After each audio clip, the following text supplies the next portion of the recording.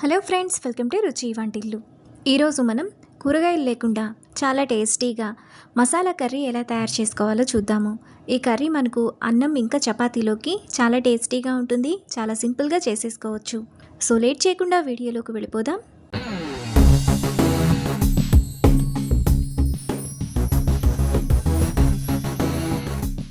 ముందుగా ఈ కర్రీ చేసుకోవడానికి స్టవ్ మీద ప్యాన్ పెట్టుకొని అందులో 2.5 టేబుల్ స్పూన్ల పల్లీలు వేసుకొని ఫ్రై చేసుకోవాలి. పల్లీలను మీడియం ఫ్లేమ్లో బాగా ఫ్రై చేసుకోవాలి. పచ్చిగా ఉంటే టేస్ట్ అంత బాగుండదు. పల్లీలు ఇలా బాగా వేగిపోయిన తర్వాత అందులో 2.5 టేబుల్ స్పూన్ల నువ్వులు, 2.5 టేబుల్ స్పూన్ల ఎండు కొబ్బరి పొడి వేసుకొని ఎండు కొబ్బరి పొడి కొద్దిగా కలర్ మారేంత వరకు ఫ్రై చేసుకోవాలి. మీరు ఎండు కొబ్బరి ప్లేస్లో ఎండు కొబ్బరి ముక్కలను కూడా తీసుకోవచ్చు. ఎండు కొబ్బరి నువ్వులు కూడా ఈ విధంగా వేగిన తర్వాత వాటిని మిక్సీ జార్లోకి వేసుకొని కొద్దిగా చల్లారనివ్వాలి. పల్లీలు నువ్వులు చల్లారిన తర్వాత అందులో 1 ఇంచు దాల్చిన చెక్క, 2 యాలుకలు, 3-4 లవంగాలు వేసుకొని ఒకసారి మిక్సీ వేసుకోవాలి. ఇలా వేసుకున్న తర్వాత అందులో 1/2 గ్లాస్ నీళ్లు పోసుకొని మెత్తటి పేస్ట్లా మిక్సీ వేసుకోవాలి.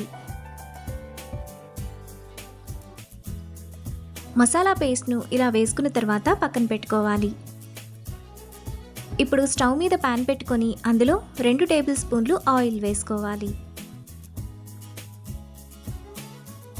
ఆయిల్ వేడైన తర్వాత 1/2 టీ స్పూన్ ఆవాలు, 1/2 టీ స్పూన్ జీలకర్ర వేసుకొని ఫ్రై చేసుకోవాలి.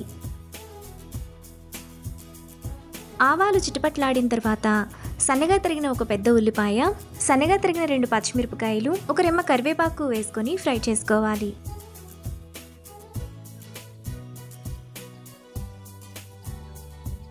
ఉల్లిపాయలు ఇలా వేగిన తర్వాత అందులో 1/2 టీ స్పూన్ అల్లం వెల్లుల్లి పేస్ట్ వేసుకొని పచ్చివాసనంతా పోయేంత వరకు ఫ్రై చేసుకోవాలి. అల్లం వెల్లుల్లి పేస్ట్ కూడా వేగిన తర్వాత అందులో ముందుగా మనం మిక్సీ వేసుకున్న మసాలా పేస్ట్,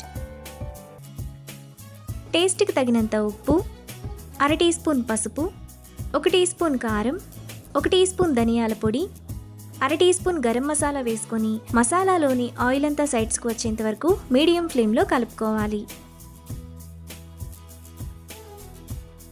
మసాలాలోని ఆయిల్ అంతా ఇలా సైడ్స్కి వచ్చినప్పుడు అందులో చిన్న నిమ్మకాయ సైజంత చింతపండు రసం, 3/4 గ్లాస్ నీళ్లు పోసుకొని కలుపుకోవాలి.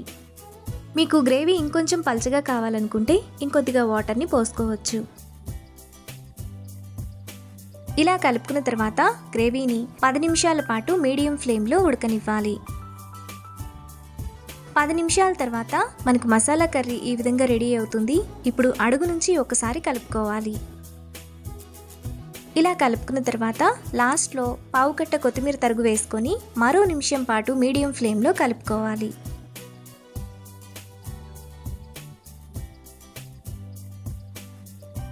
మనకు చాలా టేస్టీగా కూరగాయలు లేకుండా మసాలా కర్రీ రెడీ అయిపోయింది. ఇప్పుడు ఈ కర్రీని బౌల్లోకి తీసుకొని రైస్ చపాతీతో సర్వ్ చేసుకుంటే ఎంతో టేస్టీగా సింపుల్గా చేసుకునే కర్రీ రెడీ.